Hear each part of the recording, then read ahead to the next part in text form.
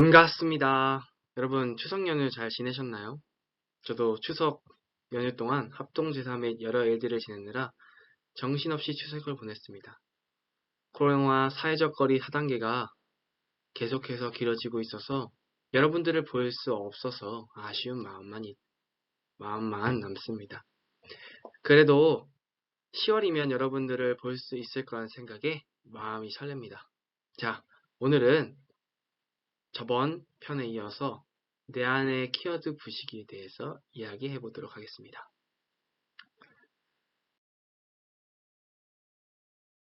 앞서 말씀드렸다시피 키워드는 결국 내 안에 감춰진 내가 집착된 하나의 분별성, 곧 생각입니다.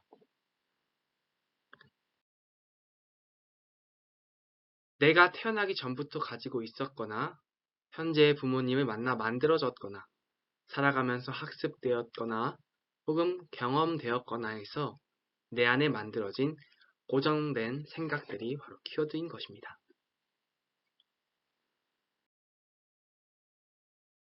그 키워드들이 내 삶에 문제가 되는 원인은 내 삶의 대부분의 영역에서 내 삶을 통제하고 판단하며 내 삶의 방향을 결정하는 선택을 업력으로 강요하기 때문입니다. 결국 우리도 모르는 사이에 이 키워드에 지배되어 키워드의 범주 안에서 삶을 살아가게 됩니다.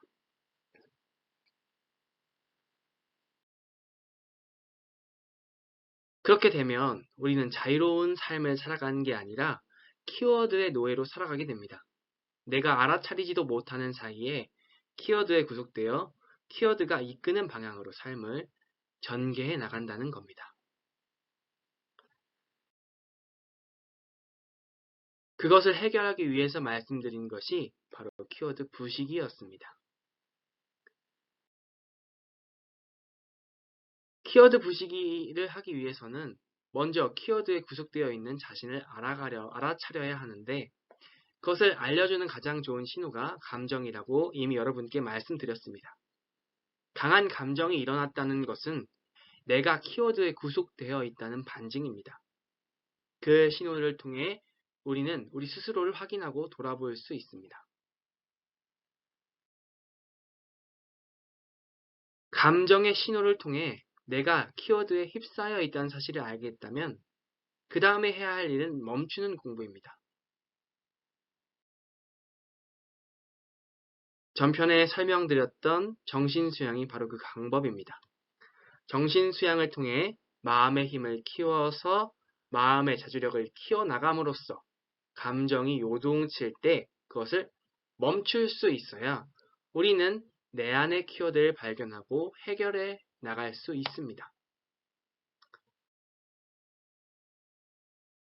그렇기 때문에 멈추는 공부가 키워드 부시기의 첫 번째라고 말씀드릴 수 있습니다. 멈추기 위해서는 먼저 멈출 수 있는 힘을 기르고 이를 당해서는 준비했던 방법들을 통해 그것을 멈출 수 있습니다. 그 상태가 되면 우리는 그제야 우리의 키워드를 마주볼 준비를 한 것입니다.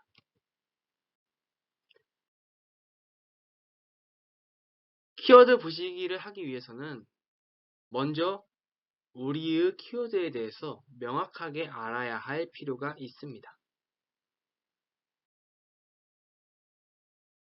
그것을 알기 위해서 필요한 것은 바로 사막중 사리 연구입니다.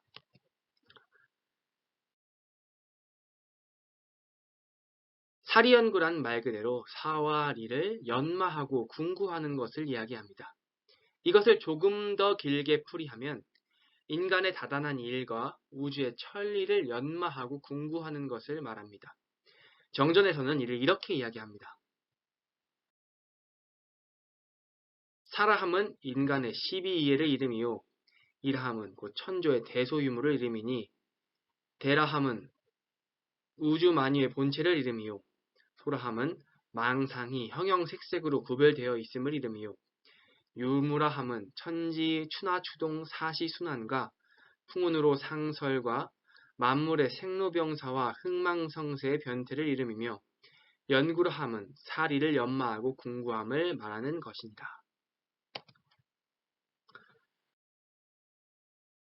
사리연구란 결국 정리를 하면 인간의 옳고 그르고 이롭고 해로움, 인간의 일과 천지의 대소유무의 이치, 천지의 이치를 연마하고 궁구하는 것을 말합니다.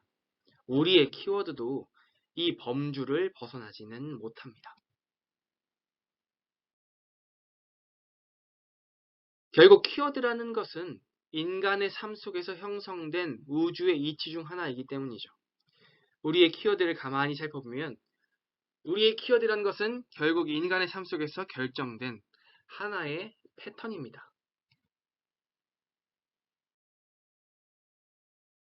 그 패턴은 영향력이 생겨서 인간의 삶 전반에 걸쳐 그 패턴을 강요하게 만들죠.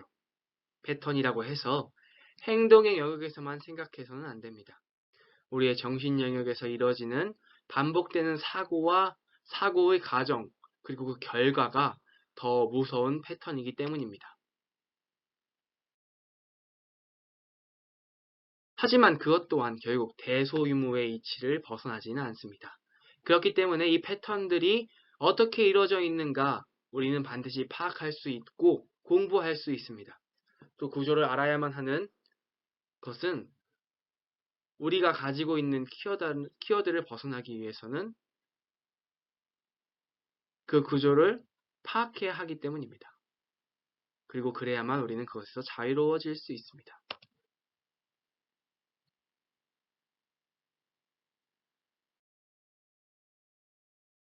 적을 알고 나를 알아야 100번 싸워 100번 이길 수 있다. 지피지기면 백전백승이란 말이 있죠. 마찬가지로 적을 알아도 나를 알지 못한다면 우리는 나와의 키워드와의 전쟁에서 이길 수 없고, 마찬가지로 나를 알았다 하더라도 적을 알지 못한다면 우리는 키워드와의 싸움에서 이길 수 없습니다.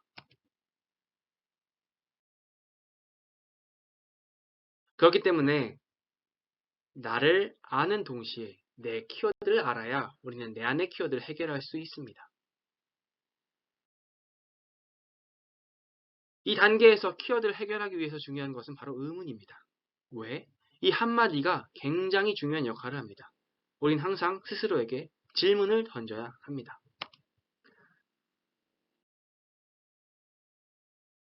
나는 왜 화가 났는가? 나는 왜 이렇게 행동하는가? 나는 왜 고통스러워하는가? 나는 무엇인가?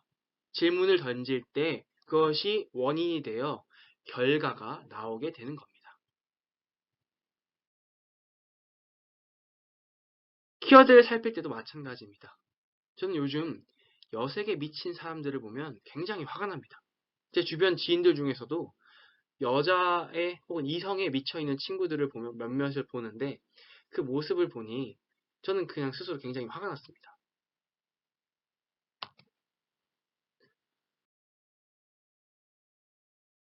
처음에는 화가 난 것에만 몰두해서 그 사람들을 비난하고 힐난했었습니다. 도대체 왜 그러는 거야? 그게 사랑이라고 생각하나? 도대체 머리에 이성이라는 게 없는 건가? 하면서 말이죠.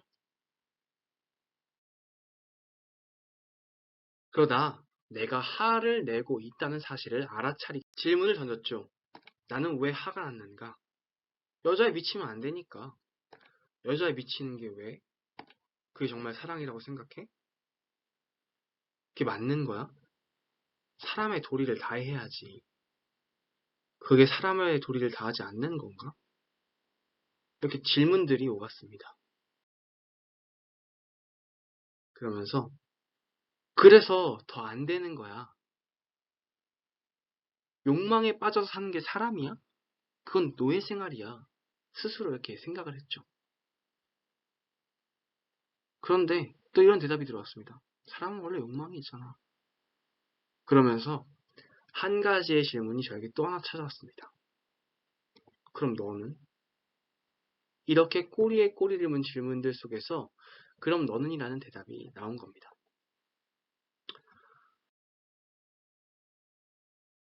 나를 돌아보니 나 또한 이성을 좋아하는 욕망이 있고 이성에게 사랑받고 싶어하는 욕망이 있는 것을 발견할 수 있었습니다.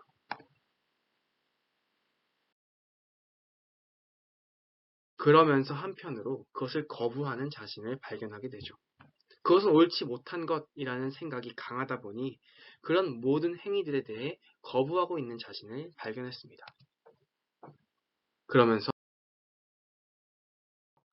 한편으로는 사랑을 받고 싶다는 자신과 한편으로는 그것을 거부하면서 비난하고 있는 이중적인 나를 발견하게 됩니다.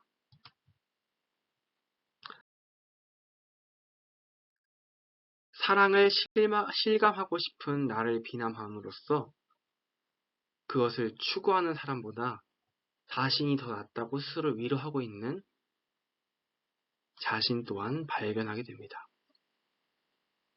다른 측면의 행위를 통해 자신의 존재를 실감하려고 하는 저를 발견하게 된 겁니다.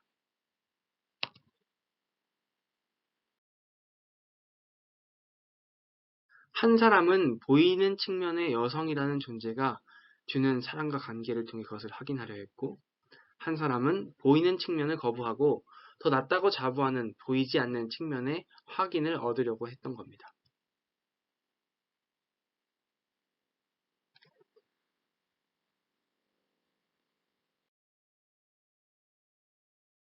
하지만 결국 모두 다 상대를 통해서 자신의 존재를 확인하려 하는 비교 우위일 뿐이란 것을 알게 됐습니다.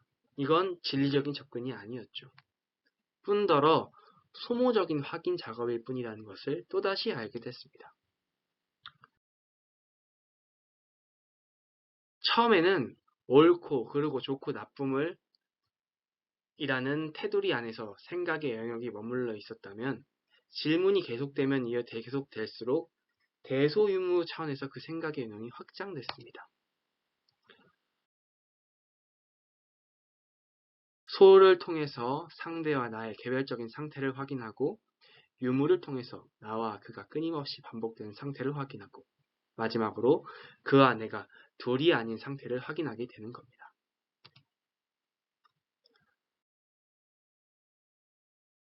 그렇게 하나하나 확인해 나가면서 느낀 것은 결국 나는 나에 대해 제대로 알지 못하고 나는 나에 대해 믿음을 가지지 못하고 있다는 사실을 알게 됐습니다.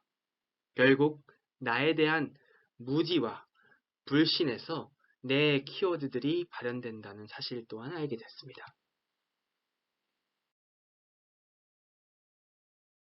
사실 우리는 나에 대해 잘 알지 못합니다. 나는 아니야. 나는 달라. 나는 잘해. 이 세 가지의 말이 나를 어둡게 만드는 가장 큰 역할을 합니다.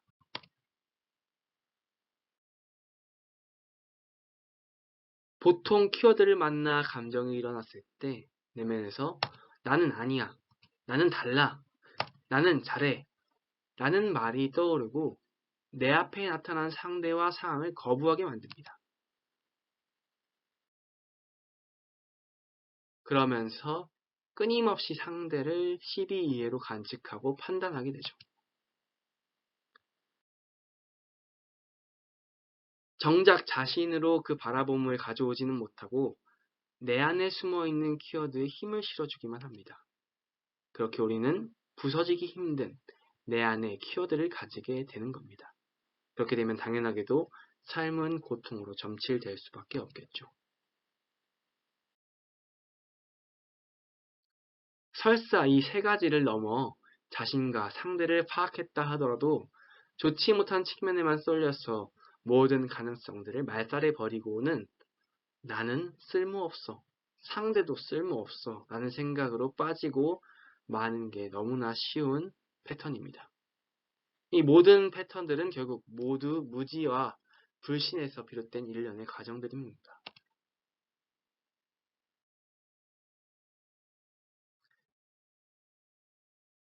예전에도 말씀드렸다시피 우리는 모두 부처님의 씨앗을 가지고 있습니다.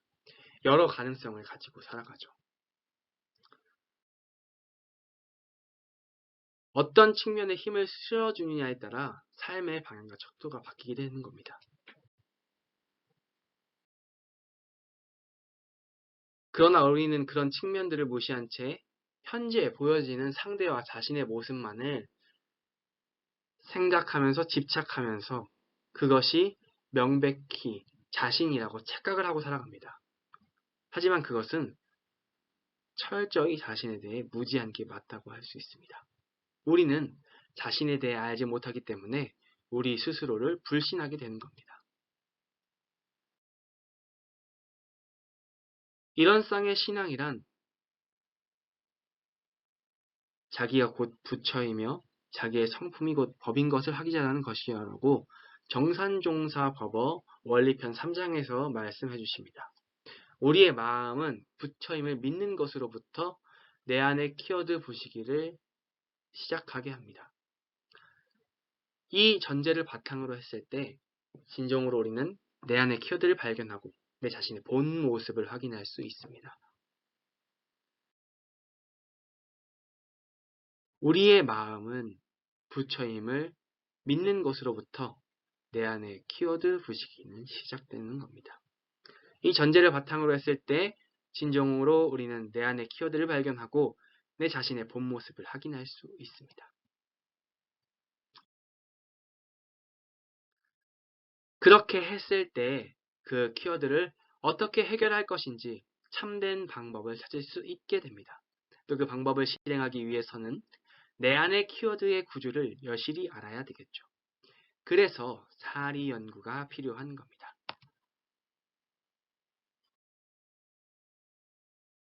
여태까지의 모든 과정들은 어떻게 내 안의 키워드 부시기를 할 수 있는지에 대해 사리 연구를 통한 방법의 과정들을 설명한 것이었습니다. 간단하게 정리하자면 먼저 감정이 일어났을 때 무엇이 나를 화나게 했는지 알아차리고 왜? 라고 나에게 질문을 던집니다. 그 다음 그럼 나는? 이라는 질문을 던지면서 상대와 자신의 모습을 확인하는 과정이 필요합니다. 나와 상대가 확인이 되면 나와 상대가 부처임을 믿음으로써 그 해결의 실마리들을 찾아가야 합니다.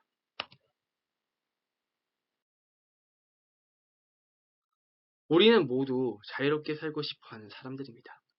진정한 자유는 구속이 없을 때 가능합니다. 그 구속은 외부의 환경에도 있지만 정말 나를 구속하는 것은 바로 내 안에 있는 키워드들입니다. 내 안의 키워드를 발견하고 해결해야만 우리는 그 구속에서 자유로울 수 있습니다. 그러기 위해서는 마음의 힘을 기르고 키워드에 대해 명확히 알아야만 합니다. 그것을 알기 위해서는 우리 스스로 사리 연구를 통해 끊임없이 질문을 던져야 합니다. 그럴 때 내 안의 키워드가 나를 성장시켜주는 소중한 진리와의 교두보, 이 달이라는 사실을 알 수 있게 됩니다.